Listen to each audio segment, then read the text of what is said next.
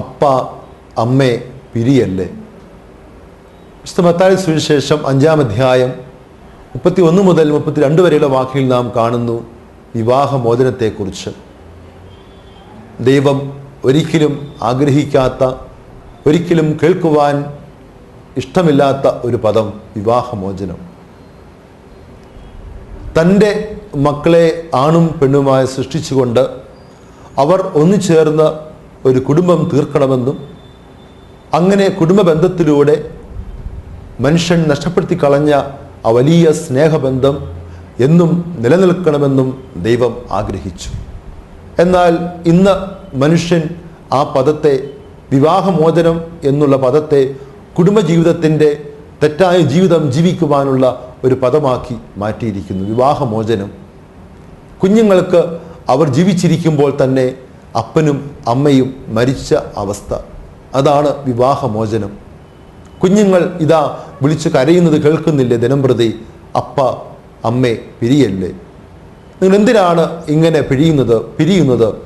എന്തിനാണ് ഇങ്ങനെ തമ്മിൽ തല്ലി ഇല്ലാത്ത കാരണമുണ്ടാക്കി പരസ്പരം കുറ്റപ്പെടുത്തി, പരസ്പരം വഴക്കടിച്ച്, പരസ്പരം ഇല്ലാത്ത കാര്യങ്ങൾ പറഞ്ഞു പരത്തി, കള്ളപ്രചാരണം നടത്തി എന്തിന് വിവാഹമോചനത്തിലേക്ക് കടന്നു പോകുന്നു?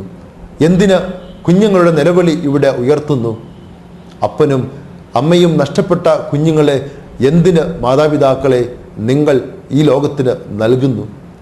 ഒന്നുകൂടെ ആലോചിച്ചുകൂടെ, എന്തിന് നിങ്ങൾ വിവാഹമോചനം നടത്തുന്നു? നിങ്ങൾ എന്നും ഒന്നിച്ചിരിക്കേണ്ടതല്ലേ? ദൈവം നിങ്ങളെ ഒന്നിപ്പിച്ചത് ഈ ലോകത്തിൽ മാത്രം ഒന്നിക്കുവാനല്ല, മറിച്ച് അത് നീണ്ടു നിൽക്കുന്ന ഒരു ബന്ധത്തിലേക്ക് ഈ ലോകത്തെ മുഴുവൻ നയിക്കുവാനാണ്. കുടുംബത്തിലൂടെയാണ് സ്വർഗത്തിലേക്ക് വളരുന്നത്. കുടുംബ ബന്ധങ്ങൾ തകർന്നു പോയാൽ എങ്ങനെയാണ് സ്വർഗത്തിലേക്ക് വളരുവാൻ കഴിയുക? മാതാപിതാക്കൾക്കോ കുഞ്ഞുങ്ങൾക്കോ സ്വർഗത്തിലേക്ക് എത്തുവാൻ കഴിയില്ല. വിവാഹമോചനം അതിന് തടസ്സമാണ്.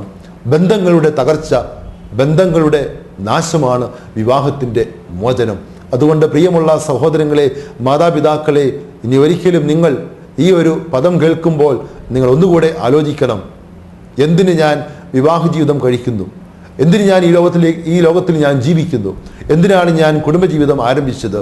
അത് വിവാഹമോചനത്തിന് വേണ്ടിയിട്ടല്ല, മറിച്ച് ജീവിക്കുവാൻ, ഒന്നിച്ച് ശരീരത്തിലും മനസ്സിലും ആത്മാവിലും ഒന്നിച്ച് ജീവിച്ചുകൊണ്ട്, ശരീരവും മനസ്സും ആത്മാവും ഒന്നിച്ച് ദൈവത്തിങ്കിലേക്ക് സമർപ്പിക്കുവാൻ, എന്നും ദൈവത്തിൻ്റെ കൂടെ നിൽക്കുവാൻ, ഇടമുറിയാത്ത ഒരു ബന്ധമായി ദൈവത്തിൻ്റെ കൂടെ നിൽക്കുവാനായിട്ടാണ് ഞാൻ നിങ്ങളെ വിവാഹം ചെയ്ത് അയപ്പിച്ചത്.